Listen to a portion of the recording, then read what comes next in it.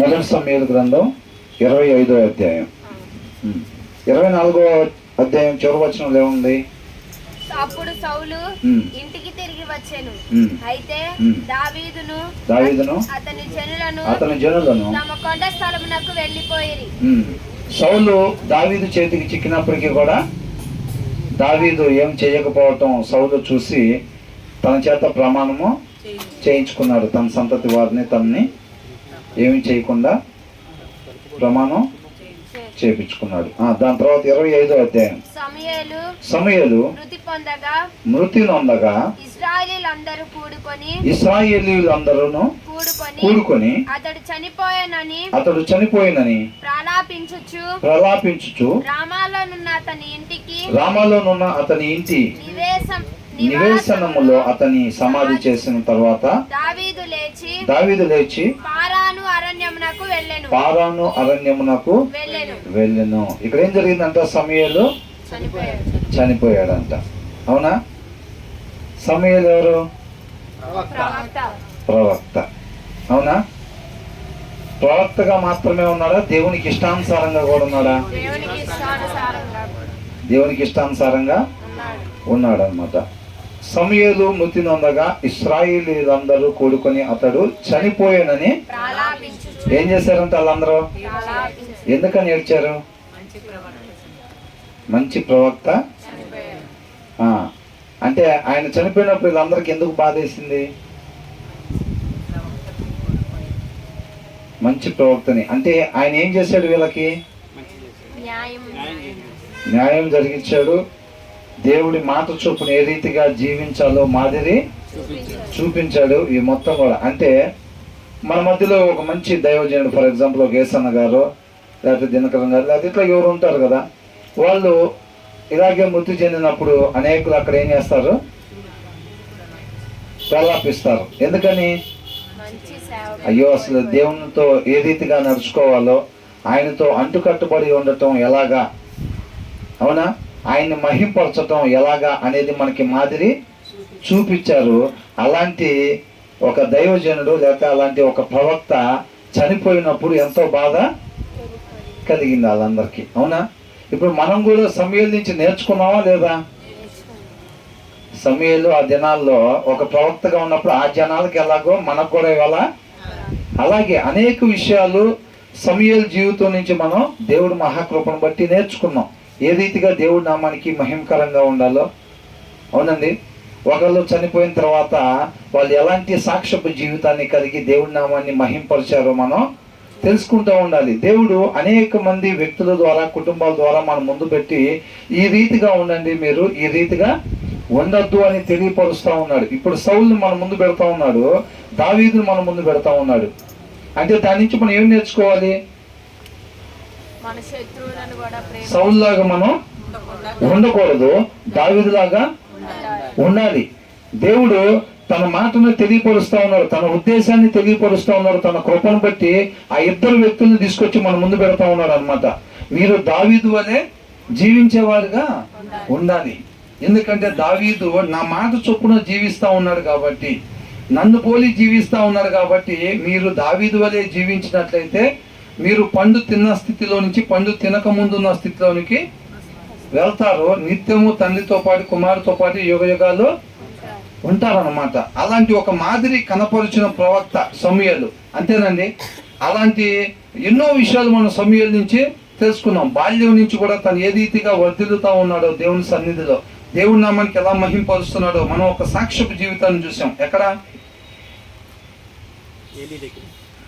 ఏలి దగ్గర. ఇప్పుడు మనకి ఫర్ ఎగ్జాంపుల్ ఒక రాజకీయ నాయకుడు లేకపోతే ఎవరన్నా చనిపోయారు అనుకోండి, అవునా, అంటే ముందుగా చూస్తే అంటే మనం పార్టీని ఏ పార్టీని కూడా ఉద్దేశించి మాట్లాడేది కాదు, కానీ ఇప్పుడు రాజశేఖర్ రెడ్డి చనిపోయినప్పుడు ఆయన తీసుకుని వెళ్ళేటప్పుడు ఏమని పెట్టారు? నమస్తే చెల్లమ్మ, నమస్తే. అవునా? మనకి ఎమ్మటే అది గుర్తొచ్చిందా లేదా? ఆయన అట్లా అట్లా అందరిని అట్లాగా మంచిగా చూసుకున్నారు. ఎవరో తెలియకపోయినా సరే ప్రతి ఒక్కరి రాష్ట్రంలో ఉన్న ప్రతి ఒక్కరిని సొంత అక్కలాగా, చెల్లిలాగా, అన్నలాగా, తమ్ములాగా ఆయన భావించుకున్నారని ఆ మాటను బట్టి మనకి అర్థమవుతూ ఉంది. ఇప్పుడు ఫర్ ఎగ్జాంపుల్గా, అంటే నేను దేన్ని ఉద్దేశించి మాట్లాడలేదండి, దీని రిలేటెడ్గా ఉంది కాబట్టి మాట్లాడాను అంతే కేవలం. ఇప్పుడు సమూయేలు నూతినొందగా అనగానే ఒక్కసారి ఆ మాట అనగానే మనకి ఎట్లా అనిపించింది? మనం ఆయన దగ్గర అనేక విషయాలు ఆయన ద్వారా నేర్చుకుంటా ఉన్నాం కదా. ఒక్కసారికి ఈ మాట మనకి వినిపించుకుని ఇప్పుడు వరకు ఏం జరుగుతుంది? సౌలు, దావీదు, యోనాతాను, సౌలు వెంబడించటం, దావీదు తప్పించుకోవటం, అవునా? దేవుడి కృపను పొందుకుంటా ఏ రీతిగా అయితే దేవుడి నామని మహిమకరంగా ఉండాలో, సౌలు ఉండాల్సిన రీతిగా ఉండకుండా వ్యర్థంగా జీవించడం, అది మొత్తం కూడా మనం చూస్తూ ఉన్నాం. ఒక్కసారిగా ఏమైందంటే 25వ అధ్యాయంలోకి మనం ప్రవేశించగానే సమూయేలు నూతినొందగా ఇశ్రాయేలీయులు అందరూ కూడుకొని అతడు చనిపోయినని ప్రలాపించుచుండెను. అంటే సమూయేలు అనగానే మనకి ఏం గుర్తు రావాలి? 12వ అధ్యాయం 3వ వచనం. ఇదిగో నేనున్నాను, నేనెవని యొద్దనైనను తీసుకొంటినా, ఎవని గార్ధబమునైనను పట్టుకొంటినా. అంటే ఏంటంట? నమస్తే చెల్లమ్మ, నమస్తే అంతేనా కదా. ఇప్పుడు ఇక్కడ ఏమంటున్నాడు? సమూయేలు నూతినొందగా అని అంటే మనకి ఏమి గుర్తు రావాలి? ఏమంటే నేనెవని యొద్దనైనా తీసుకొంటినా, ఎవని గార్ధబొమ్మునైనా పట్టుకొంటినా, ఎవనికైనా అన్యాయము చేసి తినా, ఎవనినైనా బాధ పెట్టి తినా, న్యాయము నాకు అగపడకుండా ఎవని యొద్దనైనా లంచము పుచ్చుకొంటినా, అలాగు చేసిన ఎడల యెహోవా సన్నిధిని ఆయన అభిషేకము చేయించిన వాని ఎదుటను వాడు నా మీద సాక్ష్యము పలకవలెను. అప్పుడు నేను మీ ఎదుట దానిని మరలనిస్తున్నా. నేను నీవు మాకు చూసారండి, సమూయేలు జీవితం ఎలా ఊపెట్టాడంట? అందరి జనుల ముందుట పెట్టి, నేను ఎవరైనా ఏమైనా తీసుకున్నానా, ఎక్కడైనా అన్యాయంగా నేను జీవించానా, నా వల్ల ఎవరికైనా అన్యాయం కలిగిందా అని చెప్పి అందరూ ముందు కూడా తన జీవితాన్ని తెలిసిన పుస్తకం లాగా ఉంచుతా ఉన్నాడు అనమాట. ఎవరైనా దేవునికి విరుద్ధంగా నేను ఉన్నట్లయితే, ఎవరికైనా ఇబ్బందికరంగా నేను ఉన్నట్లయితే వాళ్ళు సాక్ష్యం ఈ దినాన్న చెప్పాలి అని చెప్తా ఉన్నాడు. తర్వాత ఏమంటున్నాడు? అప్పుడు నేను నీ యొద్ద 4వ వచనం, నీవు మాకు ఏ అన్యాయమైనను ఏ బాధనైనను చేయలేదు, ఏ మనుషుని యొద్ద గాని నీవు దేనినైనను తీసుకొనలేదని వారు చెప్పగా అతడు అట్టిది నా యొద్ద ఏదియు మీకు దొరకదని యెహోవాయును ఆయన అభిషేకము చేయించిన వాడును ఈ దినమున మీ మీద సాక్షులై ఉన్నారని చెప్పినప్పుడు సాక్షులే అని వారు ప్రత్యుత్తరం ఇచ్చారు. చూసారండి, దేవుడు మహాకృపను బట్టి సమూయేలుకి ఇచ్చిన జీవితాన్ని ఏ రీతిగా ఆయన యొక్క సాక్ష్యపు జీవితం ద్వారా దేవుడి నామాన్ని మహింపరిచాడో. అవునా? ప్రతి ఒక్కళ్ళు కూడా ఇప్పుడు యేసుక్రీస్తు వారు కూడా ఏమన్నారు? నా యందు పాపం ఉన్నదని ఎవరైనా స్థాపించగలరా అని అంటున్నాడు. ఇవాళ సమూయేలు కూడా ఏమని అంటున్నాడు? ఆ దినాల్లో నా వల్ల ఎవరైనా ఇబ్బంది పడినట్టుగా, మీ దగ్గర నేను ఏదన్నా తీసుకున్నట్టుగా అలాంటిది ఏమన్నా ఉందా? ఈ దినాన్ని మీరు వచ్చే సాక్ష్యం చెప్పమంటే వాళ్ళు ఏమన్నారు? ఏమి కూడా మీరు మా దగ్గర తీసుకొని లేదని వాళ్ళు సాక్ష్యం చెప్తా ఉన్నారు అన్నమాట. అప్పుడు సాక్షులుగా ఎవరెవరిని పెట్టారండి? దేవుడును, దేవుడి చేత అభిషేకించబడిన రాజుని సాక్షులుగా. ఎంత గొప్ప జీవితం అండి సమూయేలు జీవించింది. అవునా? ఈ దినాల్లో ఎవరైనా బహిరంగంగా ఒక చర్చా వేదిక పెట్టి, ఒక స్టేజ్ ఇక్కడ ఏర్పాటు చేసి, ఈ కాలనీ వాసులందరినీ అక్కడికి ఇన్వైట్ చేసి, నా వల్ల ఎవరికన్నా ఇబ్బంది కలిగిందా ఇప్పటి వరకు, లేకపోతే నేను ఎవరి దగ్గర నేను తీసుకున్నానా, లేకపోతే ఇలాగా అనేది సాక్ష్యం చెప్పమంటే ఎవరు చెప్పకుండా ఉండే పరిస్థితి ఉందా? ఇలాంటి సాక్ష్యాన్ని మన గురించి చెప్పే పరిస్థితి ఉందా? లేకపోతే నేను చెప్తాను మొత్తం పేపర్ మీద రాసుకొచ్చాను అనే పరిస్థితి ఉందా? మాకేమేమి అన్యాయం చేశారో, మీ వల్ల మేము పడ్డ ఇబ్బందులు ఏంటో మొత్తం పేపర్ మీద రాసుకొని వచ్చాము, ఒక 2 నిమిషాలు అవకాశం ఇస్తే మొత్తం 1 by 1 మేము చెప్తామంటున్నారా? ఎలాంటి సాక్ష్యాన్ని కలిగి ఉన్నాడు సమూయేలు? ఎలాంటి సాక్ష్యాన్ని కలిగి ఉన్నాడు? సమూయేలు జీవితంతో పోలిస్తే మనం ఎలాంటి సాక్ష్యాన్ని కలిగి ఉంటాం ఈ దినాల్లో? అవునండి, సమూయేలు గురించి ఎందుకు దేవుడు మన ముందుకు తీసుకొచ్చాడు? సమయలాగా మనం కూడా జీవించాలని. అవునా? ఏలీ కుమారులు కూడా ఏం చేశారు? యాజకులుగా ఉన్నారు, కానీ ఎలాగున్నారు? సమయలాగా ఉన్నారా? లేరు. అని అంటే ఈ యాజకుల్ని, ఏలీ కుమారుల్ని, యాజకుడైన సమయల్ని మన ముందుకు తీసుకొస్తే వీళ్ళిద్దరిని ఎందుకు తీసుకొచ్చారు మన ముందుకి? సమయలాగా ఉండమని, ఏలీ కుమారులాగా ఉండొద్దు అని చెప్పి ఆయన మన ప్రేమిస్తున్నాడు కాబట్టి, ఆయన ప్రేమను బట్టి ఆయన మాటను మన దగ్గరికి పంపించాడు. అంతే తప్ప మనం సమయల్ని ఆయన ఎలా ఉన్నాడో కేవలం తెలుసుకొని వదిలిపెట్టేస్తే ప్రయోజనం ఏమీ లేదు. అది మన జీవితానికి ముడిపడి ఉందా లేదా? మనం తెలుసుకోవాల్సి ఉందా లేదా? మనకి అది అవసరమై ఉందా లేదా? అది అవసరం కాబట్టి ఆయన కృపను బట్టి మన దగ్గరికి పంపించాడు అన్నమాట. అర్థమైందండి? కాబట్టి ఇవాళ సమయలు మృతి నొందగా అని అంటే అనేక విషయాలు దేవుడు మహాకృపను బట్టి సమయాల ద్వారా మనం తెలుసుకున్నాం అన్నమాట. అంతే కదండి? దేవుడు ఆయన మాటను మన దగ్గరికి పంపించకపోతే ఏమయ్యేది? అసలు ఎవరికి నచ్చినట్టు వాళ్ళు జీవించి రేపు ఖచ్చితంగా అందరం దేవుని ఉగ్రతకి గురయ్యేవాళ్ళం అన్నమాట. ఆయన మనం ప్రేమిస్తున్నాడు కాబట్టి ఆయన కృప చొప్పున ఆయన మాట మన దగ్గరికి పంపించాడు. అనేక మంది వ్యక్తుల ద్వారా మన ముందు ఉంచుతా మీరు ఈ రీతిగా ఉండండి, ఈ రీతిగా ఉండొద్దు అని ఆయన కృపను బట్టి మనతో మాట్లాడుతూ ఉన్నాడు అనమాట. ఎంతమంది అయితే దేవుడు మనల్ని ఏ రీతిగా ఉండమని చెప్తా ఉన్నాడో, వాక్యమే మన జీవిత విధానం కావాలి. మన జీవితం ఏంటి? వాక్యాన్ని అనుసరించడమే మన జీవిత విధానం కావాలి. దేవుడు మహాకృపను బట్టి ప్రతి సమయంలో కూడా కొంతమంది వ్యక్తుల ద్వారా దేవుడు మనతో మాట్లాడుతూ ఉన్నాడు అనమాట. మీరు ఈ వ్యక్తిలాగా ఉండొద్దు, మీరు ఈ వ్యక్తిలాగా ఉండండి అని చెప్తా ఉన్నాడు అనమాట. ఎంతమందికి అర్థమవుతుందండి ఈ విషయం? ఈ వ్యక్తిలాగా మీరు ఉండండి, ఈ వ్యక్తిలాగా ఉండొద్దు అని దేవుడు తన కృపను బట్టి మనతో మాట్లాడుతూ ఉన్నాడు అనమాట. ఏ వ్యక్తిలాగా ఉండమని దేవుడు చెప్తా ఉన్నాడో ఆ వ్యక్తిలాగా మనం ఉండాలని మనం ఆశపడి దేవుడి కృపని కోరుకునేవారుగా మనం ఉండాలన్నమాట. అంతేనా కాదండి?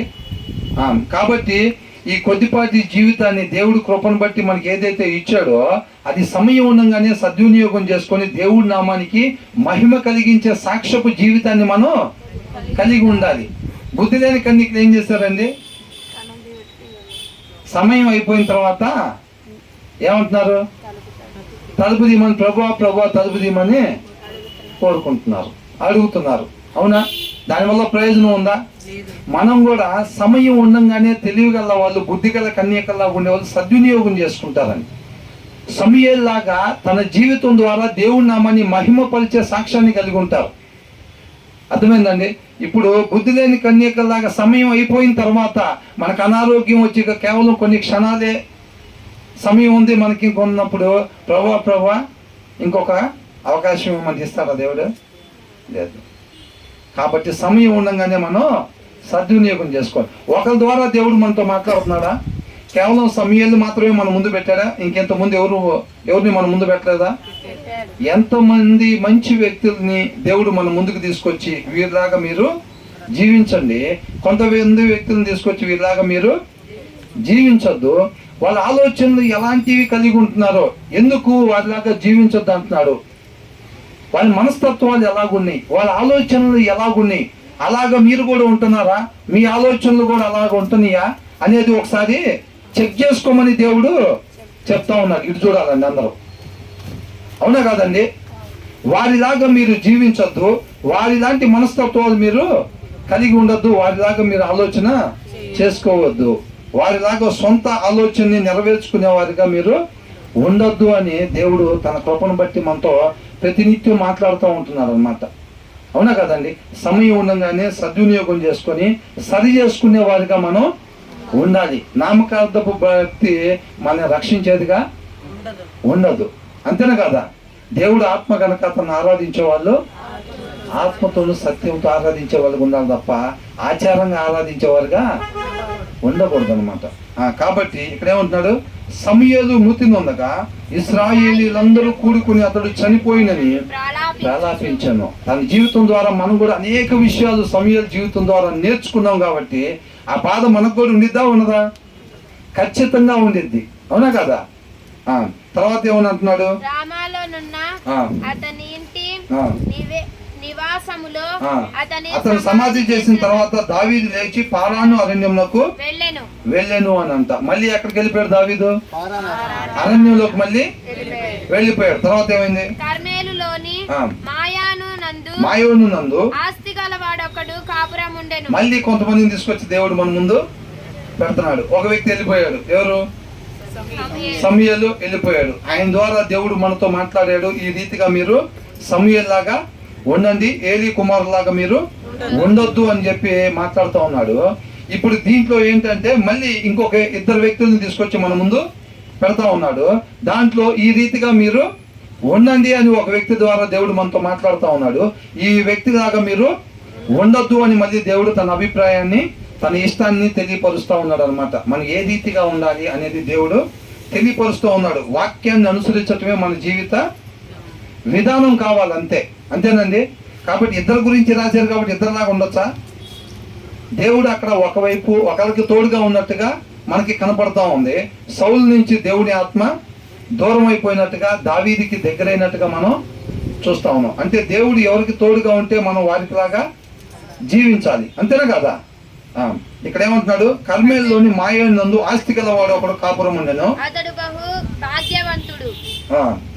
భాగ్యవంతుడు. అతనికి 3,000 గొర్రెలను, చాలా ఆస్తిపరుడు అంట అతను.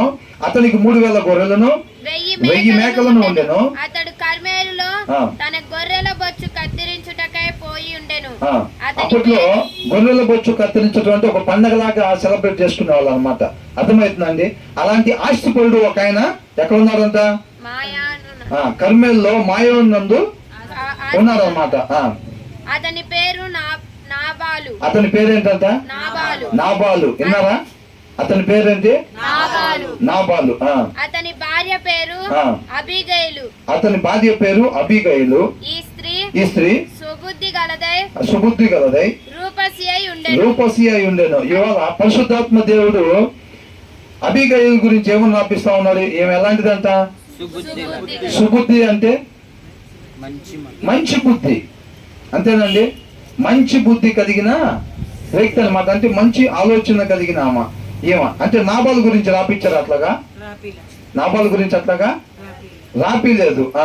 ఈ స్త్రీ అంటే ఆమె భార్య అంట, ఆయన భార్య అంట అబీగైలు సుబుద్ధి గలదే రూపసి అయి ఉండెను. అయితే చర్యలను బట్టి చూడగా నాబాలు మోటువాడును దుర్మార్గుడునై. చూసారండి, బైబుల్లో ఏమని రాపించబడింది? నాబాలు ఎట్లా అంటాడంట? మోటువాడు అంట. అంత మాత్రమే కాదు, దుర్మార్గుడు అంట. అంటే మంచి మార్గం ఏంటి, దుర్మార్గం ఏంటి? మంచి మార్గం ఉంది కదా, దుర్మార్గం అంటే మంచి మార్గం కానిది అంట. ఈయన ఎలాంటోడు? దుర్మార్గుడు అంట. అంతేనా? అంతేగా మంచిగా జీవిస్తున్నాడా? మంచిగా జీవించట్లేదా? మంచిగా జీవించట్లేదు అని పరిశుద్ధాత్మ దేవుని చేత ప్రేరేపించబడి ఇక్కడ రాయటం జరిగిందనమాట. అంటే ఆమె భార్య ఎలాగుందంట? సుబుద్ధి కలిగి ఉందంట. ఈయన ఎలా ఉన్నారంట? దుర్మార్గుల్లాగా ఉన్నారంట. వీళ్ళిద్దరు కలిసి కాపురం చేస్తా ఉన్నారంట. అవునా? అవునా కదండి? ఒక ఇంట్లో ఒకరు బైబుల్ చదువుతుంటే మొత్తాన్ని నోవాహు చాలా మంది ఎలా తీసుకెళ్తారో తెలుసండి. నోవాహు అంట నీతిమంతుడుగా ఉన్నాడు కాబట్టి దేవుని దృష్టికి ఆ కుటుంబం మొత్తాన్ని కూడా పడవలోకి వెళ్ళి అన్నాడంట. అర్థమేనండి? ఇంట్లో ఒకళ్ళు భక్తిగా ఉంటే, దేవునికి ఇష్టానుసారంగా నడుచుకుంటుంటే ఆ కుటుంబం మొత్తాన్ని నిత్య జీవంలో నడిపిస్తారా? అసలు అట్లా పోలిక చేసుకోవచ్చా? 1-2 చోట్ల అలాగా చెప్పటం జరుగుతూ ఉంది. అర్థమేనండి? ఎవరి లెక్క వాళ్ళు రేపు అప్పగించాల్సిందే, అంతే. ఆ ఇంటి యజమానుని బట్టో లేకపోతే ఆ ఇంటి తల్లిని బట్టో ఆ కుమారుని వాళ్ళందరినీ కూడా నిత్య జీవానికి తీసుకోవటం ఉండదు. ప్రతి ఒక్కళ్ళు కూడా దావీదు దేవునికి ఇష్టానుసారంగా నడుచుకున్నంత మాత్రాన సొలొమోను కూడా దేవుడు అలాగే అంగీకరించాడా? ఏమని చెప్పాడు? నీ తండ్రిలాగా నువ్వు కూడా నా ఆజ్ఞల ప్రకారం, నా కట్టడల ప్రకారం గైకొనిన ఎడలా అని అంటున్నాడు. అంతేనా కదా? ఎవరి కాళ్ళు దేవుడు మాటను అనుసరించి జీవించాల్సిందే. కాబట్టి ఒకే ఇంట్లో అంట ఇది చదువుతుంటే మనకి ఎవరు గుర్తొచ్చారు? ఎవరు? Open Phinehas. ఏముంది తర్వాత దాంట్లో?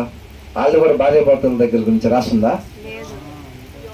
మరి వీళ్ళిద్దరు కలిసి యోబు యోబు ఏమో యథార్థమంతుడు, నీతిమంతుడు, చెడుతనాన్ని విసర్జించేవాడు. యోబు భార్య మూర్ఖురాలు మాట్లాడినట్టుగా మాట్లాడబాకు. వాళ్ళిద్దరు కలిసి కాపురం చేస్తున్నారా లేదా?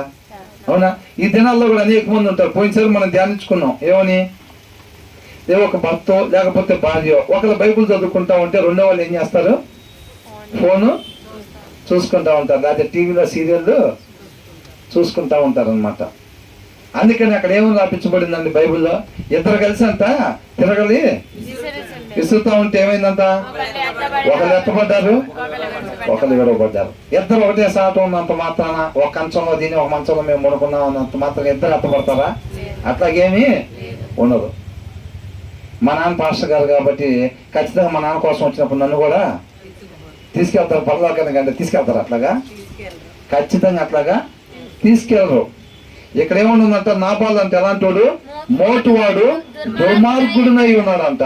కానీ అతని భార్య సుబుద్ధి కలిగి ఉందంట. ఎలాగా? సుబుద్ధి కలిగి ఉన్నది. కాబట్టి అనేక మంది తెలుసుకోవాల్సిన అవసరం ఉన్నది. ఎవరి లెక్క వాళ్ళు అప్పచెప్పాలి. కాబట్టి ప్రతి ఒక్కరు కూడా దేవుడి మాట ప్రకారంగా నడుచుకోవాలి. అర్థమవుతుందండి?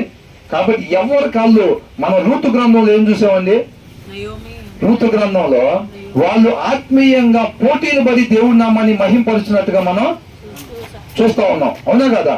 ఒకరికొకళ్ళు పోటీలు పడి, అంటే కోడలు స్థితిలో ఉన్నా సరే దేవుడి నామాన్ని ఏ రీతిగా మహింపరచాలి, అత్తగారి స్థితిలో ఉన్న ఏ రీతిగా మహింపరచాలి. అవునా?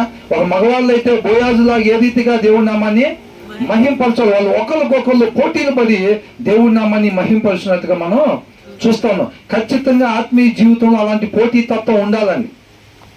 అర్థమవుతుందండి? ఒక ఇంట్లో ఉన్నా సరే భర్తకైనా భార్యకైనా ఖచ్చితంగా దేవుడి నామాన్ని మహిమపరిచేవారుగా, ఒకరినొకరు పురుకొల్పుకునే విధంగా. అర్థమవుతున్న? సాటి అయినా సహకారి అవసరం కాబట్టే దేవుడు ఇచ్చాడు, అంతేనా? కాబట్టి ఖచ్చితంగా ఒకరికొకరు మాదిరిగా సరి చేసుకుంటా దేవుడి నామాన్ని మహిమపరిచేవారుగా ఉండాలి అందరం కలిసి కూడా. ఇక్కడ మనం ఈ చివరిలో చూస్తే నాబాలు నశించిపోయినట్టుగా అబీగయీల్ని దేవుడి ఇష్టానుసారంగా ఉన్నట్టుగా మనం చూస్తా ఉన్నాం అన్నమాట. ఒకే కుటుంబంలో ఉండొచ్చు కాక అయినంత మాత్రాన దేవుడు ఇరువురిని అంగీకరించినట్టుగా లేదు. కాబట్టి ప్రతి ఒక్కరు కూడా తగిన జాగ్రత్త వహించి సాక్ష్యపు జీవితం కలిగి ఉండేవారుగా ఉండాలి.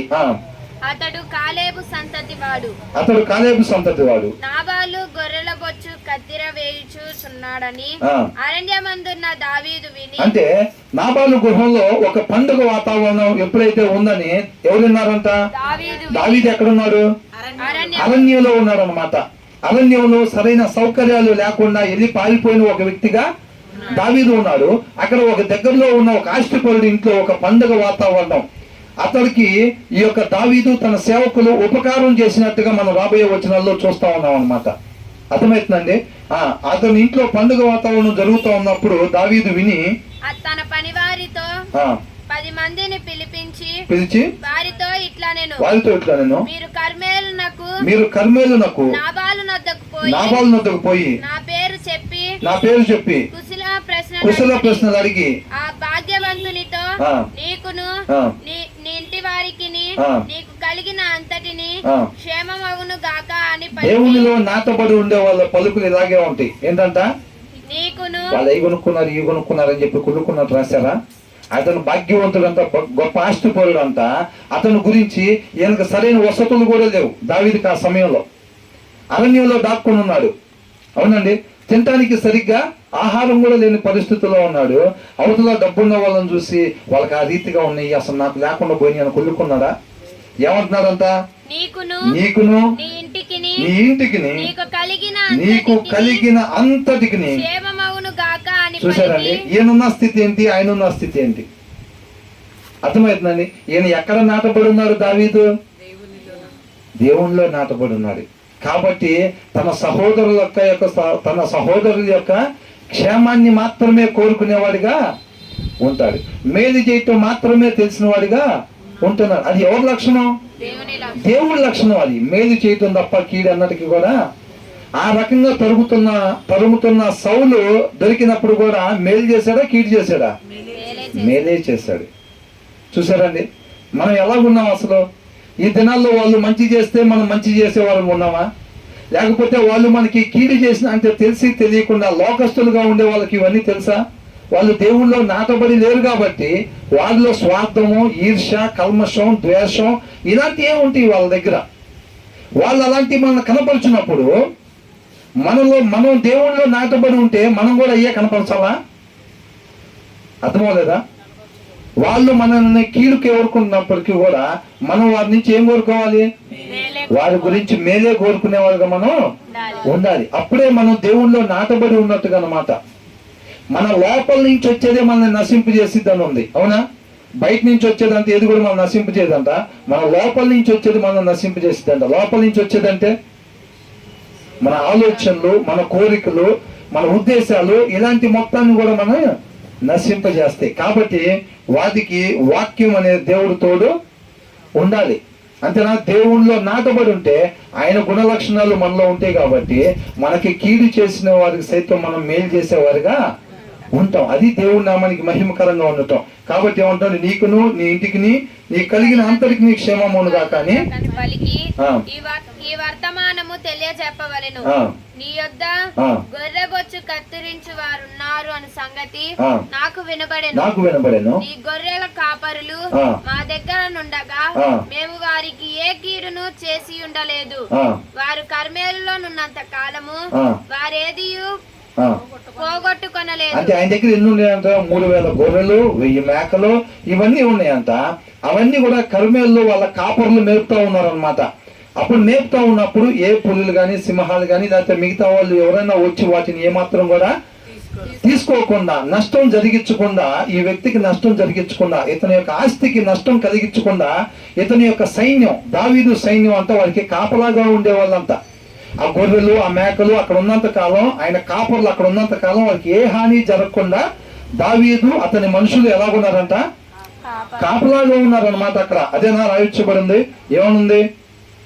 నీ గొర్రెల కాపర్లు మా దగ్గర ఉండగా మేము వారికి ఏ కీడును చేసి ఉండలేదు. వారు కర్మేలులో నున్నంత కాలము వారేది పోగొట్టుకొనలేదు. వారు ఏది కూడా పోగొట్టుకోలేదు. నీ పని వారిని నీవు అడిగిన ఎడల వారు అలాగూ ఈయనకు తెలుసా? ఈయన ఇంటి దగ్గర ఉండేవాడు కదా. వీళ్ళంతా అక్కడ కాపలా కాసి వాళ్ళందరికీ అక్కడ మేలు జరిగించిన విషయం నాబాలుకి తెలుసా? నాబాలుకి తెలియదు. నీకు తెలియకపోయినా ఒకవేళ నీ పని వారిని అడిగిన వాళ్ళు చెప్తారు. అక్కడ మేము ఎట్లా వాళ్ళకి సహాయం ఉపకారం చేసామన్నది మీ పని వారిని అడిగితే చెప్తారు అని అంటున్నాడు. ఎందుకంటే దావీదు విషయంలో నాబాలు ప్రవర్తన ఎలాగుంది? ఒకవేళ తెలియక అట్లా ప్రవర్తించాడా అని అనుకుంటే ఏమని అంటున్నాడు? మీ పని వారిని అడిగితే మేము చేసిన ఉపకారం మొత్తం కూడా వాళ్ళు మీకు చెప్తారు అని అంటున్నారు. కాబట్టి ఖచ్చితంగా నాబాలు ప్రవర్తన దావీదు దగ్గర ఉన్నది, దేవుడు పరిగణలోకి తీసుకుంటాడు. కాబట్టి నా పని వారిని దయచూపము. శుభదినమున మేము వచ్చితిమి కదా. అంటే శుభదినమున అని అంటే అప్పట్లో కూడా మంచి రోజులు ఏమన్నా చూసారేమో, బైబుల్లో కూడా ఇట్లా ఉందన్నమాట. అట్లాగేం లేదండి. ఇంగ్లీష్ బైబుల్ ఏమనుందంటే ఫెస్టివ్ డే అని ఉంది. ఫెస్టివ్ అని అంటే పండుగ అని అర్థమైందండి. ఆ గొర్రెల బొచ్చు కత్తిరించే దినం అంటే ఒక పండుగ వాతావరణం, సంతోషించదగ్గ విషయం అన్నమాట ఆ కుటుంబంలో. కాబట్టి ఆ దినం జరిగేటప్పుడు అంటే వీళ్ళు వచ్చారు అంతే తప్ప అక్కడ మంచి రోజు చెడు రోజు అని కాదు, అక్కడ పండుగ దినం వచ్చారని. మేము వచ్చింది కదా. నీకు ఇష్టము వచ్చినట్లు నీ దాసులకును నీ కుమారుడైన దావీదునకును ఇమ్ము అని అంటున్నాడు. అంటే ఏంటంట? మేము చాలా ఉపకారం మీకు చేశాము. నీ ఇంట్లో ఇవాళ ఒక పండుగ జరుపుకుంటా ఉన్నావు కాబట్టి నీ దాసులైన నా మనుషులకి, నీ కుమారుడైన నాకును నీకు తోచినది ఇమ్ము. అంటే ఆహారం, మంచి ఆహారం ఏదైనా ఉంటే పంపించమని చెప్తా ఉన్నాడు. దావీదు పనివారు వచ్చి అతని పేరు చెప్పి ఆ మాటలన్నిటినీ నాబాలునకు తెలియజేసి కూర్చుండగా నాబాలు దావీదు ఎవడు యెష్షయి కుమారుడు ఎవడు అంటే ఏమంటున్నాడు? తెలీదా దావీదునికి? యెష్షయి కుమారుడు ఎవడు అని అంటున్నాడు. తమ యజమానులను విడిచి పారిపోయిన దాసులు ఇప్పుడు అనేకులున్నారు. చూసారా? ఈ మాట అన్నాడంటే దావీదు తెలుసా తెలీదా? అంటే సౌలు దగ్గర నుంచి పారిపోయి వచ్చాడని తెలుసా లేదా? దావీదు గురించి తెలిసి ఏమంటున్నాడు? దావీదెవడు? యెషయి కుమారుడు ఎవడు? తమ యజమానులను విడిచి పారిపోయిన దాసులు ఇప్పుడు చాలా మంది ఉన్నారు. అట్లా యజమానులు విడిచిపెట్టి వచ్చి పారిపోయి వచ్చిన వాళ్ళు చాలా మంది ఉన్నారు. నేను సంపాదించుకొనిన అన్నపానములను నా గొర్రె బొచ్చు కత్తిరించు వారి కొరకు నేను వధించిన పశు మాంసమును తీసి నేను బొత్తిగా ఎరుగునని వారికిత్తునా. నేను ఎరుగని వారికిత్తునా ఏమంటున్నాడు ఈయన? నేను సంపాదించుకొనిన అన్నపానములను నా గొర్రెల బొచ్చు కత్తిరించు వారి కొరకు నేను వధించిన పశుమాంసమును తీసి నేను బొత్తిగా ఎరగని వారికి ఇస్తున్నా. అంటే ఈయనకి ఎంత మేలు చేశారు, వాళ్ళు ఉపకారం చేశారు, ఈయన ఆస్తి మొత్తాన్ని కాపాడారా లేదా? మరి అట్లాంటి వ్యక్తి గురించి ఏమని మాట్లాడుతూ ఉన్నాడు ఈయన? దావీదెవడు? యెషయి కుమారుడు ఎవడు? చాలా మంది ఉన్నారు అట్లా పారిపోయి వచ్చిన వాళ్ళు ఇప్పుడు. ఏమంటున్నాడు? నేను సంపాదించుకున్న అన్నపానములని ఆయన తీసి నేను బొత్తిగా ఎరుగని వానికి ఇస్తున్నా అని దావీదు దాసులతో చెప్పగా ఎంత బాధేసిద్దని అట్లా మాట్లాడితే. అవునా? దేవుడు ఇశ్రాయేలు జనాంగానికి మేలే చేసేవాడు ఉన్నాడు. అవునా? అప్పుడు వాళ్ళు ఏమన్నారు? మాకు దేవుడు కాదు, ఒక రాజుని మాకు ఇవ్వమన్నప్పుడు సమూయేలు ఎంత బాధపడినట్టు మనం చూస్తా ఉన్నాం. సమూయేలు ఎంత బాధపడితే దేవుడు ఎలా ఓదార్చాడండి? ఐగుప్తులోంచి బానిసత్వంలోంచి నేను తీసుకొచ్చిన నాటి దగ్గర నుంచి వాళ్ళు నా దగ్గర ఇలాగే ప్రవర్తిస్తా ఉన్నారు, ఇప్పుడు నీ దగ్గర కూడా అలాగే ప్రవర్తించారు, అయినప్పటికీ కూడా వాళ్ళు కోరుకున్నట్టుగా ఒక రాజుని నియమించన్నారు దేవుడు. లోపల ఎంత బాధ ఉంటుందండి? అవునా? వాళ్ళ బానిసత్వంలో ఉండి ఎవరు వాళ్ళని బయటికి తీసుకురాని పరిస్థితుల్లో ఉంటే దేవుడే దిగొచ్చి వాళ్ళని తీసుకొచ్చాడా లేదా? అట్లాంటి వాళ్ళని అంగీకరించారా? వాళ్ళు తిరస్కరించారా? దేవుడు వద్దు మాకు రాజుగా, వేరొక వ్యక్తిని నియమించమని చెప్పాడు. ఎంత బాధ అనిపించింది. ఉపకారం చేసిన తర్వాత వాళ్ళు అట్లా అన్నప్పుడు ఆయన సహించుకుంటూ వస్తున్నాడు. ఒక విశ్వాసి కూడా ఈ లోకస్తులు అలాగే అన్నప్పుడు అలా సహించుకుంటూ రావాలంతే. అర్థమవుతుందండి? వాళ్ళలాగా మనం ప్రవర్తించడానికి ఏమాత్రం కూడా వీల్లేదంతే. వాక్యమైన దేవుడు అనుమతించట్లేదు అలా ప్రవర్తించడానికి. మనం కేవలం ఆయన నామానికి మహిమకరంగా ఆయన్ని మాత్రమే కనపరిచేవారుగా మనం ఉండాలి. ఈ లోకంలో లేనిది వాళ్ళు మన దగ్గర చూసే వాళ్ళు ఉండాలి. అలాంటిది మనం చూపించాలన్నమాట. ఈ లోకంలో లేనిది మన దేవుల్లో నాటబడి ఉండేటప్పుడు ఆ గుణలక్షణాలు లోకంలో ఉండవు. శరీరాశ, నేత్రాశ, జీవబ్రహ్మం లోకంలో ఉంటుంది, దేవుళ్ళో ఉండే దానికి విరుద్ధంగా ఉంటుంది అనమాట. అర్థమవుతుందండి? దాన్ని మనం ఆ సహనాన్ని, ఆ ప్రేమని, ఆ క్షమించే తత్వాన్ని, ఆ దయని, ఆ జాలిని మనం కనపరిచేవారుగా ఉండాలి. ఇది ఎక్కడిది? వీళ్ళకి ఇది ఎక్కడి నుంచి వచ్చింది? ఇది లోకంలో లేదు కదా, వీళ్ళకి ఎక్కడ దొరికింది అసలు ఇది అని వాళ్ళని ఆలోచింపజేసేదిగా ఉండాలన్నమాట. అది మన ప్రవర్తన. అర్థమవుతుందండి? అప్పుడు వాళ్ళు ఎటు చూస్తారు? క్రీస్తు దగ్గర నుంచి వీళ్ళు తెచ్చుకున్నారు, అప్పుడు క్రీస్తు వైపు వాళ్ళందరూ చూసేవారు ఉంటారన్నమాట. మన చూపు ద్వారా, మన ప్రవర్తన ద్వారా, మన ఆలోచన ద్వారా మనం క్రీస్తుని కనపరిచేవారుగా ఉండాలండి. ఆయన గణపరిచేవారుగా ఉండాలి. ఆయన్ని మాత్రమే మహింపరిచేవారుగా మనం ఉండాలి. ఇవాళ సమూయేలు మృతి పొందెను అని చదువుకోగానే మనం 12వ అధ్యాయం చూసాం కదండి, 3, 4, 5 వచనాలు. నేను ఎవరిని ఏదైనా తీసుకుంటున్నా, ఎవరి దగ్గర అన్యాయం చేసినా, నాకు న్యాయం కనపడకుండా లంచం ఎవరి దగ్గర నేను తీసుకుంటున్నా, ఈ దినాన్ని వచ్చి సాక్ష్యం చెప్పాలి అని చెప్పాడు. ఏది కూడా మాకు అన్యాయం ఎప్పుడు కూడా నువ్వు చేయలేదని చెప్పాలి, సాక్ష్యం చెప్పాడు. దానికి యెహోవానే సాక్ష్యం పెట్టారు. దేవుని చేత అభిషేకించబడిన సౌలుని సాక్షిగా నిలబెట్టారు. మన జీవితాల్లో కూడా అతని సాక్ష్యాన్ని మనం కలిగి ఉండాలి. ఒకటే ఒక అవకాశం సమూయేలు ఆ రీతిగా గొప్పగా దేవుడి నామానికి మహిమకరంగా జీవించినట్టు మనం చూస్తా ఉన్నాం. ఆయన కృపను బట్టి ఆయన మాట మన దగ్గరికి పంపించినప్పుడు మనం కూడా ఏదో విని విడిచిపెట్టేవారుగా కాకుండా సమూయేలు లాగా సాక్ష్య జీవితాన్ని కలిగి దేవుడి నామాన్ని గొప్పగా మహింపరిచేవారుగా మనం కూడా ఉండాలండి. అంతేనండి? కేవలం విని విడిచిపెట్టేవారుగా మనం ఉండకూడదు. కాబట్టి ఈయన ఏమంటున్నారండి? గొప్ప ఆస్తి పోయడంట దేవుడు ఇచ్చిన అవకాశాన్ని చేజార్చుకుంటున్నట్టుగా చూస్తాం. ఒక అల్పుడిని, అంటే అల్పుడు అని అంటే దావీదు అల్పుడు అని కాదని నేను చెప్పేది, అంటే అవసరతలో ఉన్న వారి అల్పులను బైబిల్ ఎందుకు రాపించబడింది అంటే అవసరతలో ఉన్న వాళ్ళు అని. ఆహారం కొరకు పంపించాడా లేదా దావీదు మనుషుల్ని? కాబట్టి అతను వచ్చిన అవకాశాన్ని చేజార్చుకున్నాడు అనమాట. ఇతని దగ్గర సమృద్ధి ఉండి కూడా సహాయం చేయలేదు ఈయన. ఎలా మాట్లాడుతున్నారండి దావీదుతో? అవునా? తృణీకరించినట్టుగా మాట్లాడుతున్నాడు, అవమానపరిచి మాట్లాడుతూ ఉన్నారు అన్నమాట. నేను బొత్తిగా ఎరగని వానికి ఇస్తున్నా అని దావీదు ఒకసారి ఎఫెసీయులకు రాసిన పత్రిక 4వ అధ్యాయం 28వ వచనం చూడండి.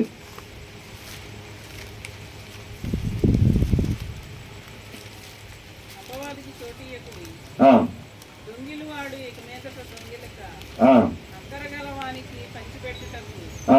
వీలు కలుగు నిమిత్తము ఏం చేయాలంటండి? ఏం చేయాలంట? అక్కర గలవానికి పంచిపెట్టుటకు వీలు కలుగు నిమిత్తము తన చేతులతో మంచి పని చేయుచు మంచి పని చేయుచు కష్టపడవలను. మనం మంచి పని చేస్తా కష్టపడాలంట. మనం ఎందుకోసం కష్టపడాలంటే మన చేతులతో ఎందుకని మంచి పని చేస్తా మనం కష్టపడాలంట? అక్కర వానికి పంచి పెట్టుటకు వీలు కలుగు నిమిత్తము అన్నాడు. అక్కర గలవానికి అంటే అవసరతలో ఉన్న వానికి ఏం చేయాలంట? పంచి పెట్టడానికి వీలు కలిగేటట్టుగా అంట మన చేతులతో మనం కష్టపడాలంట ఎప్పుడైనా. అర్థమవుతుందా? మళ్ళీ ఇక్కడ ఏమంటున్నాడు? అవసరతలో ఉన్న వాళ్ళకి మనం పంచి పెట్టడానికి మన చేతులతో కష్టపడాలని బైబిల్లో రాస్తుంది. అవునా? ఇక్కడ ఏనేమంటున్నాడు నాబాలు? నేను సంపాదించుకుని అన్నపానములను నా గొర్రెల బొచ్చు కత్తిరించు వారి కొరకు నేను వధించిన పశు మాంసమును తీసి నేను బొత్తిగా ఎరుగని వానికి ఇస్తున్నా. మరి వాక్యం అయిన దేవుడు ఏం చెప్తున్నాడు?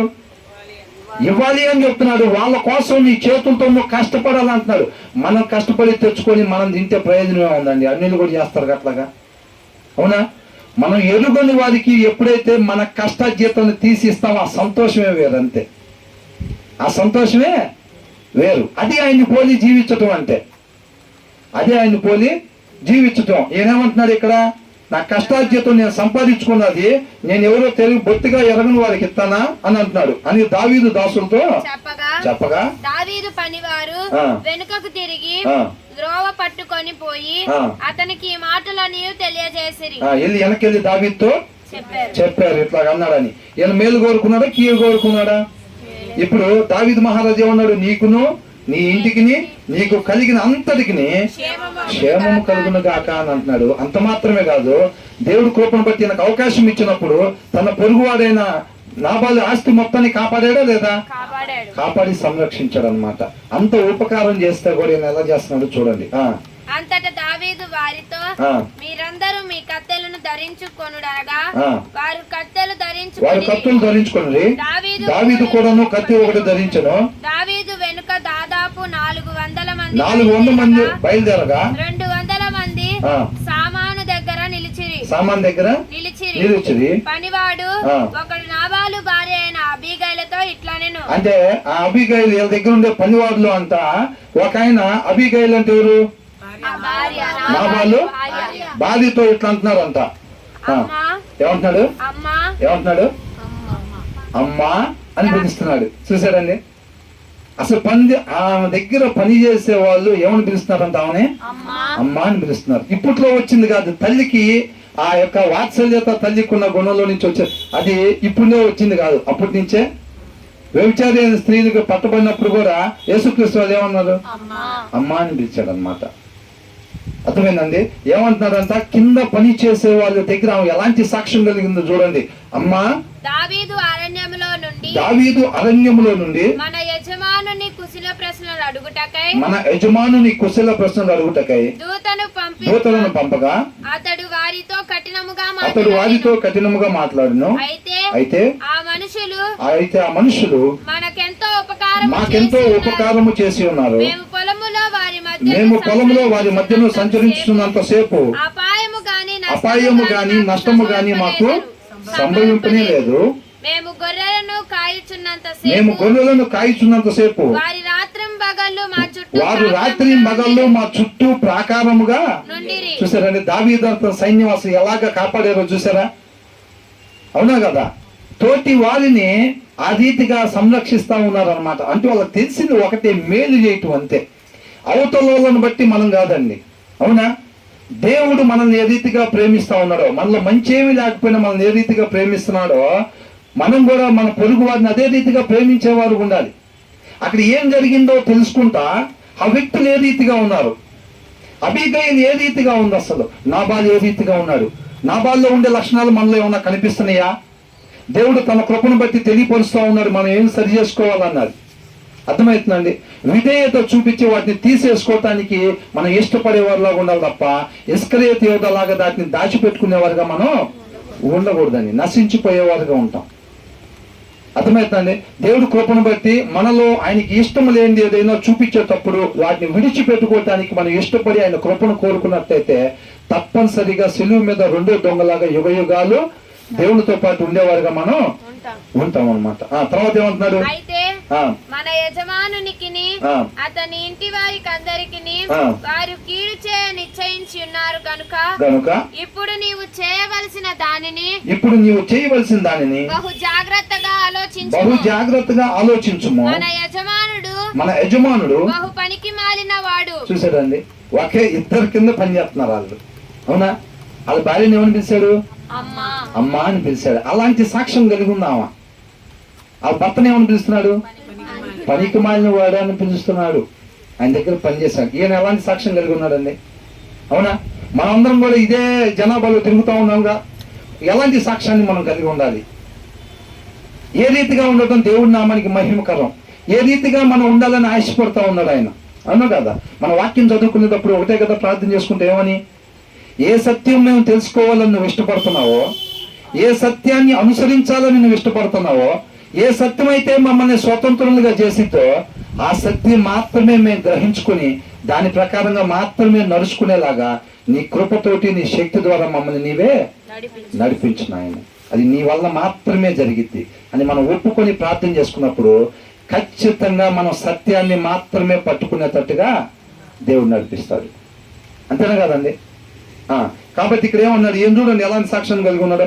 బహు జాగ్రత్తగా ఆలోచించము, మన యజమానుడు బహు పనికి మాలినవాడు. ఇంగ్లీష్ బైబుల్ ఏమని ఉందంటే దుర్మార్గుడు. ఇందాక రాస్తున్నారు చూసారా? అదే మా రాస్తుంది. ఇక్కడ మాత్రం మళ్ళీ విక్కుడు అని రాస్తున్నారు అన్నమాట. విక్కుడు అంటే దుర్మార్గుడు అని, అంటే మంచివాడు కాడు అని అర్థం. పనికి మాలినవాడు ఎవరిని తనతో మాట్లాడనీయడు అని. ఈయనకేమైంది? ఇప్పుడు ఏమిటో చెప్తున్నాడు. ఆయన మనుషులను పంపించాడు. దావీదు మనుషులను పంపించి అంతా మనకు మేలు చేశాడు, చాలా మేలు చేశాడు. ఆయన వచ్చి బాగోగులు కనుక్కోమని చెప్పి పంపించాడు. ఆయన మనుషులను పంపించి కొన్ని మాటలు చెప్పాడు యజమానుడితో. కాకపోతే ఆయన ఇట్లా చేశాడు. ఇవాళ ఎవరైనా నాబాలు యొక్క కుటుంబం మొత్తానికి వాళ్ళు నష్టం చేయాలని ఆలోచన చేసుకున్నాడు. ఇప్పుడు జాగ్రత్త కలిగి నువ్వేం చేయాలో అది సుబుద్ధి కలిగి చేయమని చెప్తున్నాడు. ఏమిటో ఎందుకు చెప్తున్నాడు? ఆయనతో ఎందుకు చెప్పట్లేదేనా? ఏమంటున్నాడు ఈయన? ఎవరిని తనతో మాట్లాడనీయుడని. అంటే ఈయన మాట్లాడుతాను ఇదే విషయాలు ఆయనతో చెప్పడానికి పోతే ఏం చెప్తా? ఎక్కడేం చెప్తావు ఏమంటాడంట? ఎక్కడేం చెప్తాను పని బా అంటాడంట. అంతేనా? కాబట్టి ఏమంటున్నాడు? మన యజమానుడు బహు పనికి మాలిన వాడు, ఎవరిని తనతో మాట్లాడనీయుడు. అందుకని నేను వచ్చి నీతో చెప్తున్నానమ్మా అని అంటున్నాడు. చూసారండి? అందుకని మన పలకరింపు కూడా అవతల వాళ్ళని పలకరించేటప్పుడు బ్రదర్ అండ్ సిస్టర్ ఎవరన్నా కానివ్వండి, అర్థమవుతుందండి? ఎవరైనా కానివ్వండి, బ్రదర్ అండ్ సిస్టర్. లోకానికి మనం వెలుగు, నిజంగానే అంతే. లోకానికి వెలుగు. ఆ వచ్చిన అవకాశాన్ని వదులుకోకూడదు మనం. అందుకు అబీగైలు నాబాలుతో ఏమీ చెప్పక త్వరపడి 200 రొట్టెలను 2 ద్రాక్షరసపు తిత్తులను వండిన 5 గొర్రెల మాంసమును 5 మానికల వేచిన ధాన్యమును. చూసారా? అంటే వాళ్ళ మొత్తాన్ని ఏం పోషించలేదండి.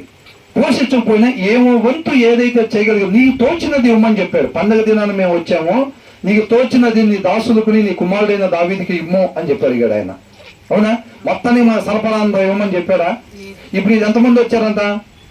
400 మంది వచ్చారు దావీదుతో పాటు. వచ్చారా లేదా? ఎంతమందికి ఇచ్చిందంట? అందుకు అబీగైలు నాబాలుతో ఏమీ చెప్పక త్వరపడి 200 రొట్టెలు, అంటే 400 మంది ఉన్నారు వాళ్ళు. 200 రొట్టెలు అంటే ఎంతమంది ఎట్లా సరిపోతాయి? ఒక రొట్టె సగం తీసుకోవాలి. ఏది? వాళ్ళందరూ నేనే పోషించాను. ఇప్పుడు వరదలు వచ్చినాయి కదండి, వరదల్లో అందరూ ఒకళ్ళే పోషించారు అందరినీ.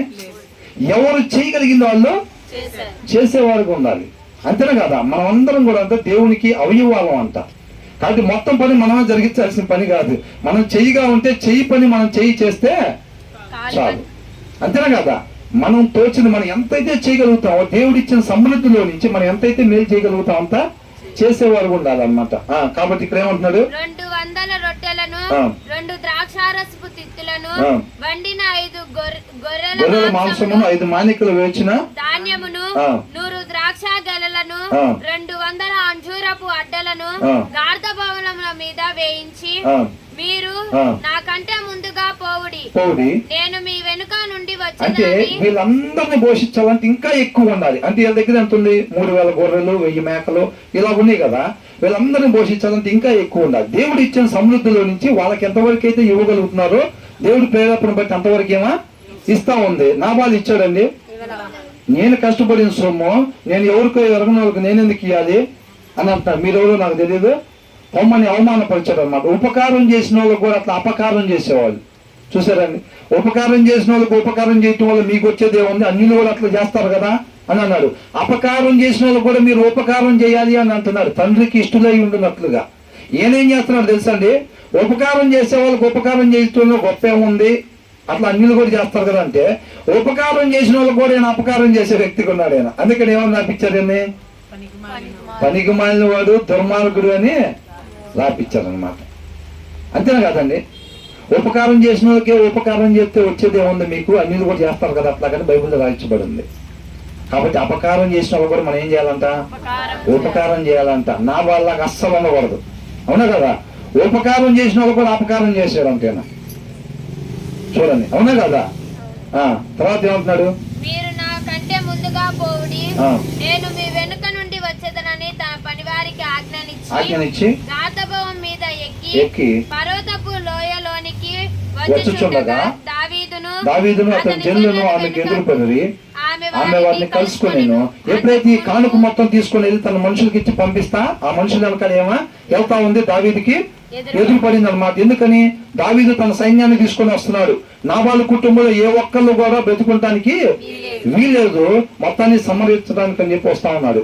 అంతకు మునుపు దావీదు ఆ. నాబాలునకు కలిగిన దానిని అంతటిలో అంతటిలో ఏదియు పోకుండా ఆ. ఈ అరణ్యములో అతని ఆస్తి అంతయు నేను వ్యర్థముగా కాయిచూ వచ్చి తిని ఉపకారమునకు నాకు అపకారము చేసి ఉన్నాడే అని అనుకున్నాడంట. దావీదు అట్లా అన్నాడంట. అనుకొని ఆ. అతనికున్న వారిలో ఆ. ఒక మగ పిల్లవాణినైనను ఆ. తెల్లవారు ఒక మగ పిల్లవాడినైనను తెల్లవారునప్పటికీ నుండనియక లేదా దేవుడు మరి గొప్ప అపాయము దావీదు శత్రువులకు కలుగజేయును గాక అని ఆ. ప్రమాణము చేసి అసలు ఉండెను. ఒక్కళ్ళన్నా తెల్లారే లోపలనే వాళ్ళు మిగిలిచ్చి పెడితే దేవుడు నాకు గొప్ప అపాయం కలిగజేయను కాక అని అంటున్నాడు. అంటే డిసైడ్ అయ్యి వెళ్తున్నాడు అన్నమాట. ఒక్కరిని కూడా బతకనీయటానికి లేదని చెప్పి వెళ్తున్నాడు. అట్లా అనుకోని బయలుదేరి వస్తున్నాడు అంటే ఇంకా అట్లాంటి ఆయన దగ్గర నుంచి అబిగైలు ఎదురు పడింది.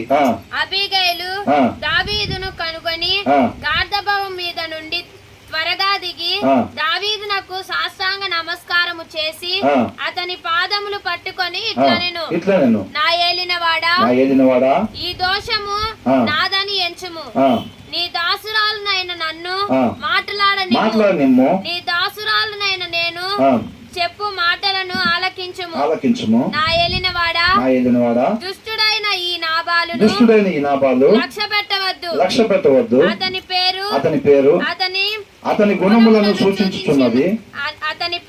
అతని పేరు నాబాలు, మోటుతనము అతని గుణము. నా ఏలినవాడు పంపించిన పనివారు నాకు కనబడలేదు. నా ఏలినవాడా యెహోవా జీవము తోడు. అది ఏమేమని చెప్తుంది? నాబాలు అట్లా చేశాడు, నీ దాసురాలిని నువ్వు మన్నించు. ఈ దోషం ఏమంటుంది? ఈ దోషము నాదని ఎంచుము అని అంటాడు. అంటే అతన్ని మన్నించుము అని చెప్పి మాట్లాడుతా ఉంది అనమాట. ఆ తర్వాత ఏమంటుంది? నా మట్టికైతే నువ్వు పంపించిన దాసుల్ని నేను చూడలేదు అని చెప్తా ఉందన్నమాట. నా ఏలినవాడా యెహోవా జీవము తోడు, నీ జీవము తోడు, ప్రాణహాని చేయకుండా యెహోవా నిన్ను ఆపి ఉన్నాడు. నీ చేయి నిన్ను సంరక్షించనన్న మాట నిజమని యెహోవా జీవముతోడు నీ జీవముతోడు అని ప్రమాణము చేయుచున్నాను. నీ శత్రువులను నా ఏలినవాడవైన నీకు కీడు చేయనుద్దేశించు వారును నాబాలు వలె నుందురుగాక అని అంటున్నాడు. అంటే అన్యాయంగా ఒక చంపడానికి కరెక్ట్ కాదు కదా. కాబట్టి నీ దేవుడే నిన్ను ఆపాడు. నిజంగా నువ్వు పంపించిన వ్యక్తులు నాకు కనపడలేదు కాబట్టి నేను ఈ కానుకను తీసుకుని వచ్చానని చెప్తా ఉందన్నమాట. అయితే నేను నా ఏలిన వాడవగు నీ యొద్దకు తెచ్చిన ఈ కానుకలను నా ఏలిన వాడవగు నిన్ను వెంబడించు పనివారికి ఇప్పించి ఆ, నీ దాసురాలనైన నా తప్పు క్షమించుము. నా ఏలిన వాడవగు నీవు ఆ. యెహోవా యుద్ధములను చేయుచున్నావు గనుక ఆ. నా ఏలిన వాడవగు నీకు ఆ. ఆయన శాశ్వతమైన సంతతినిచ్చును. ఇచ్చాడా లేదా? ఇచ్చాడు. ఎవరిని?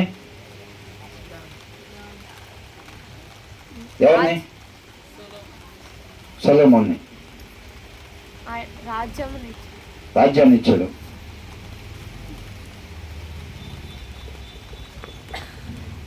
దావీదు కుమారుడు అని ఇంకొక ఆయన కూడా పిలుస్తారు. ఎవరిని?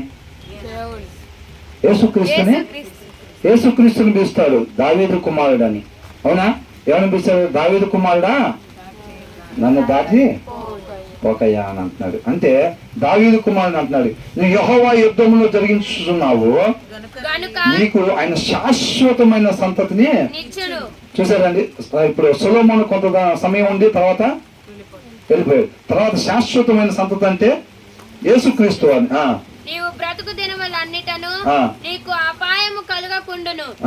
నిన్ను హింసించుటకైనను నీ ప్రాణము తీయుటకైనను ఎవడైనా ఉద్దేశించిన ఎడల అంటే ఇది మొత్తం ఎట్లా ఉంటదంటే, నువ్వు నీ దాసురాలను క్షమించుము, నీ ఏలిన వాడు నీవు యెహోవా యుద్ధము చేస్తున్నావు కాబట్టి నీకు శాశ్వతమైన సంతానాన్ని దేవుడిస్తాడు. ఇందుకోసం అంటే నువ్వు ఆయన యుద్ధాన్ని చేస్తున్నావు కాబట్టి. అంత మాత్రమే కాదు, నువ్వు ఏ తప్పిదము కూడా చెయ్యకుండా ఉండేవాడివిగా నువ్వు బతికినంత కాలం ఉంటామని చెప్పి చెప్తా ఉందన్నమాట. అర్థమవుతుందండి. ఆ తర్వాత ఏమంటున్నాడు?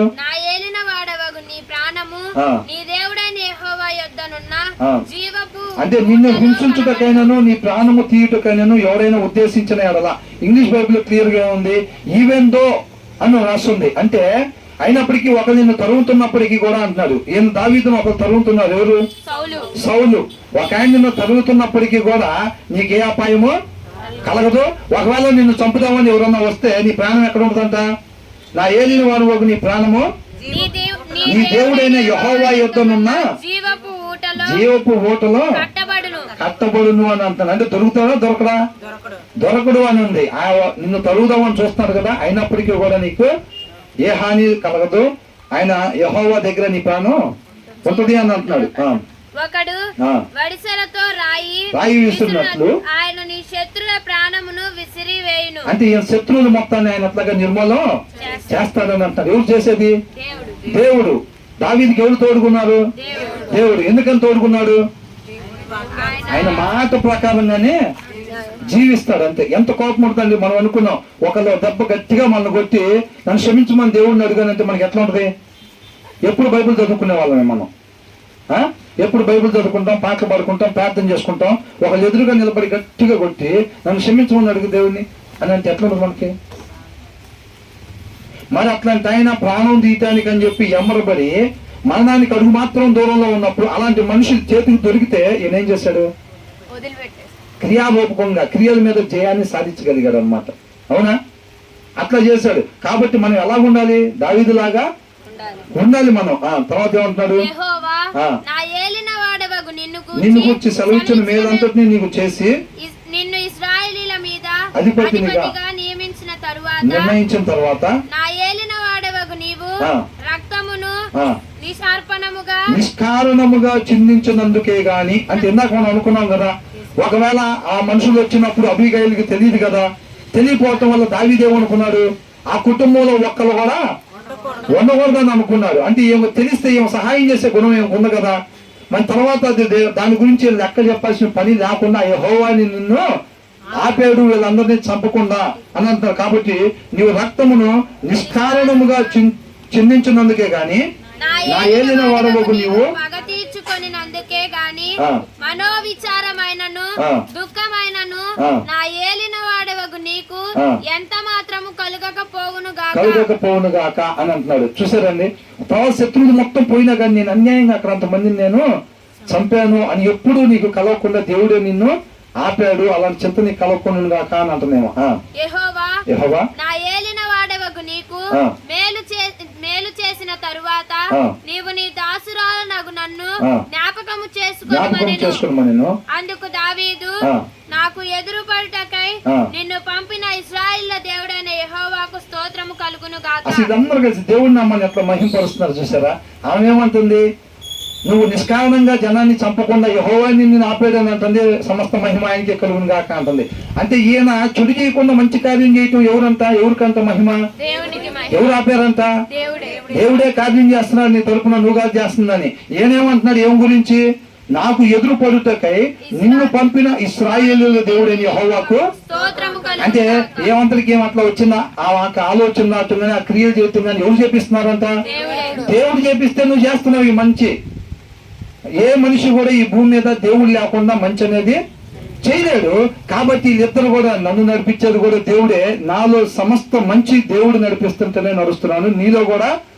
కాబట్టి మన ఇరువురి పట్ల దేవునికే మహిమ కలుగును గాక అని అంటా ఉన్నారు అన్నమాట. అంటే వీళ్ళ జీవితాల ద్వారా సమయాల రీతిగా దేవుడు నామని మహిమకరంగా సాక్ష్యాన్ని కలిగి ఉన్నారు.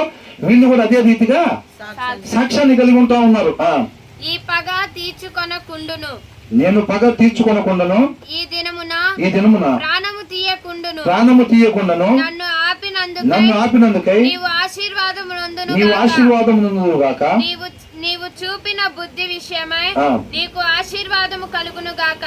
నీవు త్వరపడి నన్ను ఎదుర్కొనకపోయిన ఎడల నీకు హాని చేయకుండా నన్ను ఆటంకపరిచిన ఇశ్రాయేలు దేవుడైన యెహోవా జీవము తోడు తెల్లవారులోగా నాబాలునకు మగవాడొకడును విడవబడిన మాట నిశ్చయమని చెప్పి నువ్వు గాని నాకు ఎదురు పడకపోయి ఉంటే గనక అని అంటున్నాడు. అర్థమైందండి? నిష్కారణంగా నేను వాళ్ళందరినీ చంపకుండా నువ్వు నాకు వచ్చి అడ్డం పడ్డావు కాబట్టి, మంచి కార్యం జరిగించావు కాబట్టి నువ్వు ఆశీర్వాదం పొందుదువు గాక అని అంటున్నారు. అర్థమవుతుందండి? తన యొద్దకు ఒక రకంగా ఇద్దరు భార్య భర్తలు కూడా అట్లా ఉండాలి. భార్య భర్తలు కూడా ఇద్దరు ఒకరినొకరు కలిసి దేవుడి నామని మహిమకరంగా జీవించే వాళ్ళు ఉండాలి. అంతేనా? తన యొద్దకు ఆమె తెచ్చిన వాటిని ఆమె చేత తీసుకొని నీ మాటలు నేను ఆలకించి నీ మనవిని అంగీకరించి సమాధానముగా నీ ఇంటికి పొమ్మని ఆమెతో చెప్పాను. అబీగయలు తిరిగి నాబాలు నొద్దకు రాగా రాజులు విందు చేసినట్లు అతడి ఇంటిలో విందు చేసి త్రాగుచు బహు సంతోషించుచు మత్తుగా నుండెను గనుక తెల్లవారు వరకు ఆమె అతనితో కొద్ది గొప్ప మరి ఏమీ చెప్పక ఊరకుండెను. వెనక్కి వచ్చేసరికి అంత ఏమన్నాడు? క్షేమంగా నువ్వు ఇంటికి వెళ్ళమని దావీదు చెప్పాడు. చెప్పి వెళ్ళిపోయాడు ఆయన. అవునా? ఏమి ఇంటికి వచ్చేసరికి నాబాలు ఎట్లున్నారంట? తాగుతా తింటా సంతోషంగా ఉన్నాడంట. అది శాశ్వతం అనుకున్నాడు ఆయన. అంటే ఈయన ఎక్కడ నాటబడి ఉన్నాడు? నా ప్రాణమా తిను తాగు సుఖించు అన్నది కనబడుతుంది కదా ఇక్కడ. ఆయన అదే శాశ్వతం అని అనుకుంటున్నారు. దేవుడు ఇచ్చిన అవకాశాన్ని ఆయన సమృద్ధి ఇచ్చాడు. ఎందుకని ఆయన మనకు సమృద్ధి ఇస్తాడు? మనకి 10 రూపాయలతో మన జీవితం కలిసిందైతే దేవుడు మనకి 20 రూపాయలు ఇచ్చాడు అని అంటే మన చుట్టూ ఉన్న అక్రతలో ఉన్న వాళ్ళని ఆదుకోవటం కోసం ఇచ్చాడు. ఆయన కృపను బట్టి ఆయన పని కొరకు మనం వాడుకోవటానికి ఇష్టపడి ఇచ్చాడు అనమాట. అట్లా కాకుండా దాన్ని దాచుకుంటున్నాం అనుకోండి, నాబాల్లాగా ఏమైతే చూస్తున్నాంగా. ఈ స్టోరీ దేవుడు మనకి ఎందుకు వినిపిస్తా ఉన్నాడు? ఇదంతా నాబాల్లాగా ఉండకూడదు, మనం అబీగయీలాగా దావీదులాగా ఉండాలి అని దేవుడు తన కృపను బట్టి ఆయన ఇష్టాన్ని మనకి తెలియపరుస్తా ఉన్నాడు. మీరు ఈ రీతిగా ఉండండి, ఈ రీతిగా ఉండొద్దు అని చెప్పి కొంతమంది వ్యక్తుల ద్వారా దేవుడు మనతో మాట్లాడుతూ ఉన్నారు అనమాట. చక్కగా దేవుడు ఏదైతే ఒక దిక్సూచిలాగా మనకు చూపిస్తా ఉన్నాడో, సౌలు దావీదు లాగా ఉండండి, నేను దావీదు తోడుకుంటున్నా, సౌలుకి నా ఆత్మ దూరం అయిపోయింది, సౌలు లాగా మీరు ఉండొద్దు అని. అంటే మనం అక్కడ దావీదులాగా ఉండాలి. ఆయన దగ్గర నుంచి కొన్ని నేర్చుకుంటా ఉంటాం. తర్వాత ఇక్కడికి వచ్చేసరికి మళ్ళీ అబీగయీల నుంచి కొన్ని నేర్చుకుంటా ఉంటాం. తర్వాత సమూయేలు మన ముందు పెట్టారు, సమూయేలు నుంచి నేర్చుకుంటా ఉంటాం. ఆయన వాక్యం ద్వారా మనకు ఉదక స్నానం చేపిస్తా ఉంటాడు. ఆయన స్వరూపంలోకి ఆయన పోలికలోకి మారుస్తూ ఉంటాడు. ఎక్కడైతే మనలో ఉన్న మచ్చలు ఆ ఒక్కొక్క వ్యక్తుల ద్వారా మనతో చూపిస్తా ఉన్నాడో అవి మనం తుడుచుకుంటా ఆయన పోలికలోకి ఆయన స్వరూపంలోకి మనల్ని మార్చుకొని తీసుకెళ్లి తండ్రి ముందు మనల్ని నిష్కలంకలంగాను నిర్దోషులుగాను నిలబెడతాడు అనమాట. అర్థమవుతుందండి? అది ప్రక్రియ జరుగుతూ ఉంది. ఎప్పుడైతే ఆ వ్యక్తులను తీసుకొచ్చి మన ముందు పెడతా ఉన్నాడో, ఆ నాబాలు అబీగయీలు స్టోరీ తెలుసుకోవటం కాదండి, వాళ్ళిద్దరిలో మనం ఖచ్చితంగా నాబాల్లాగా మనం ఉండకూడదు. నాబాల్ లాంటి లక్షణాలు మనలో ఏమన్నా కానీ ఉన్నట్టయితే మనకు అర్థమైతే లేదా? ఖచ్చితంగా అర్థమైంది. అలాగ అర్థమైనప్పుడు మనం సరి చేసుకోవడానికి ఇష్టపడి ఆయన కృపను ఆశ్రయించినట్టయితే ఖచ్చితంగా దేవుడు మనల్ని సరిచేసి మనల్ని ఇంకా ఆత్మీయంగా ఉన్నత స్థితిలోకి నడిపిస్తూ ఉంటాడు. అంతే తప్ప స్టోరీ తెలుసుకొని సండే స్కూల్ పిల్లల్లాగా స్టోరీ తెలుసుకొని మాకు ఇవాళ స్టోరీ చెప్పారు, నాబాల్ అభిగారి స్టోరీ చెప్పారు ఇవాళ, అదే మనం తెలుసుకోవాల్సింది, అది కాదు. కాబట్టి తర్వాత ఏమంటున్నాడు, ఉదయమున నాబాలునకు మత్తు తగ్గి ఉన్నప్పుడు అతని భార్య అతనితో ఆ సంగతులను తెలియచెప్పగా భయము చేత అతని గుండె పగిలేను, అతని రాతి వలె బిగుసుకొని పోయాను. అంటే సరి చేసుకోవడానికి అవకాశం ఉందా? అదే ఇప్పుడు బుద్ధి లేని కన్నికలు అంటే సమయం అయిపోయిన తర్వాత ఇంకొక సమయం అని అడిగే పరిస్థితి ఇది. అంటే అంతే ఆల్రెడీ చేతులు దాటిపోయి ఉంటుంది అనమాట. సమయం ఉండగానే ఏం చేయాలి, మనం సద్వినియోగం చేసుకోవాలండి. కాబట్టి బైబిల్ చెప్తుంది ఏమంటుంది, నేడే రక్షణ దినం అంటుంది. ఇదే తగిన సమయం, నేడే రక్షణ దినం అంటుంది. కాబట్టి ప్రతి ఒక్కళ్ళు కూడా ఏదో వచ్చి కొద్దిసేపు కూర్చుంటే ఇక్కడ భక్తిని కాకుండా ఖచ్చితంగా ఆయన మాట ప్రకారంగా మనం ఉండేవారుగా ఉండాలి. 10 దినములైన తరువాత యెహోవా నాబాలును మొత్తగా అతడు చనిపోయాను. ఏమైందంట? చనిపోయాడు. అంటే నాబాలు ఎటు వెళ్ళొచ్చు అంటే మనం తీర్పు తెచ్చొచ్చు. అమ్మో బాబోయ్, అక్కగేం కాదు. దేవుడు ఎందుకు రాపించాడు ఇది మనకి? నాబాలా ఉండమంటున్నాడా వద్దంటున్నాడా? వద్దు అని అంటున్నాడు. అంటే ఎక్కడికి వెళ్తాడు? నరకానికి. మన దాంట్లో ఏం అభ్యంతరం లేదు. కాబట్టి మీరు ఆ రీతిగా ఉండొద్దు అని అంటున్నాడు. అర్థమవుతుందండి? మళ్ళీ అవకాశం ఉందా నాబాలకి? ఇంకా అవకాశం లేదు. కాబట్టి దేవుడు హెచ్చరిస్తా ఉన్నాడు అనమాట. ఆయన మనం ప్రేమిస్తున్నాడు కాబట్టి ముందుగానే మనల్ని హెచ్చరిస్తా ఉన్నాడు. మనం విధేయత చూపిస్తే, లోబడినట్లయితే, సరి చేసుకోవటానికి ఇష్టపడితే నిత్యం దేవునితో పాటు యుగాలు ఉండేవారుగా ఉంటాం. తర్వాత నాబాలు చనిపోయానని దావీదు విని యెహోవా నాబాలు చేసిన కీడును అతని తల మీదకి రప్పించెను గనుక తన దాసుడునైనా నేను కీడు చేయకుండా నన్ను కాపాడి. చూసారా, దావీదు అంతా కీడు చేయకుండా కాపాడాడంట. అవునా? ఏం ఒకవేళ వినకపోయి ఉంటే వీళ్ళందరినీ చంపేసేస్తే రేపు లెక్క చెప్పుకోవాల్సి ఉండేది కదా. అట్లా తప్పు చేయకుండా దేవుడు కాపాడాడు. కానీ అవమానించబడ్డాడా లేదా దావీదు?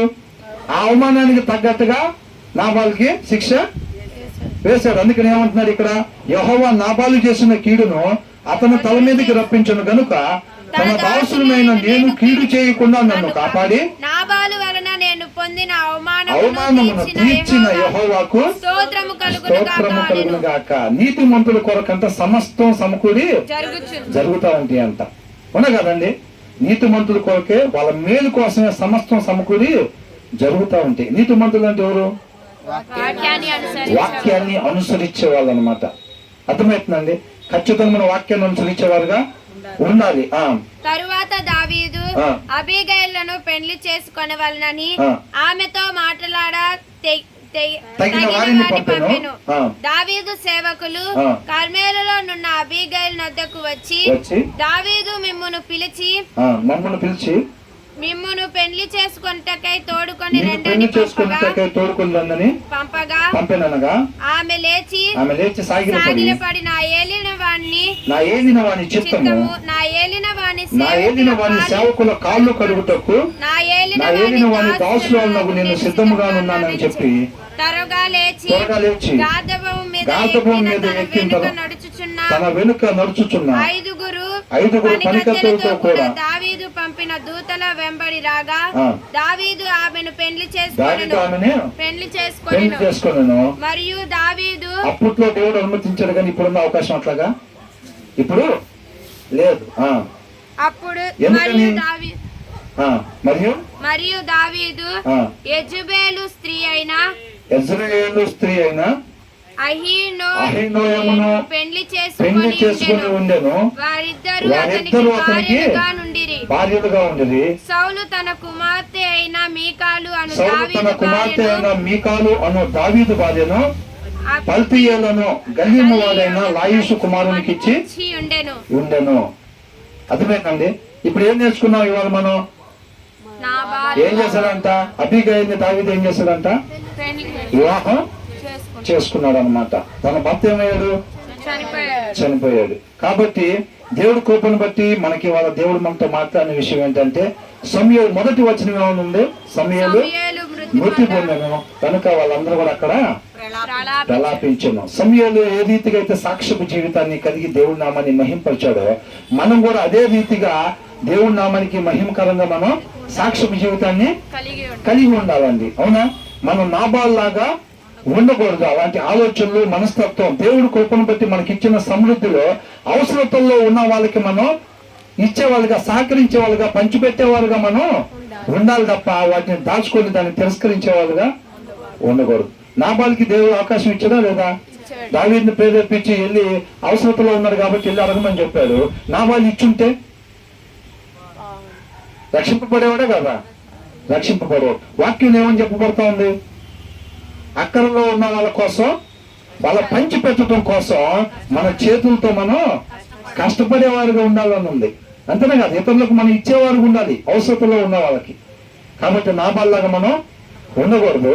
అబీగైల్ లాగా సుబుద్ధి కలిగి, మంచి బుద్ధి కలిగి, దావీదు లాగా మన దేవుడి మీద మాత్రమే ఆధారపడి వీళ్ళ జీవితంలో ఎక్కడో చూడండి చిన్న మాత్రం కూడా అవకాశం ఇవ్వరు. వీళ్ళు లైన్లో నుంచి పక్కకు పోవడానికి కొద్దిగా కూడా వాళ్ళ పరిస్థితుల వైపు చూడరు. వాళ్ళ ప్రాధాన్యత ఏంటి?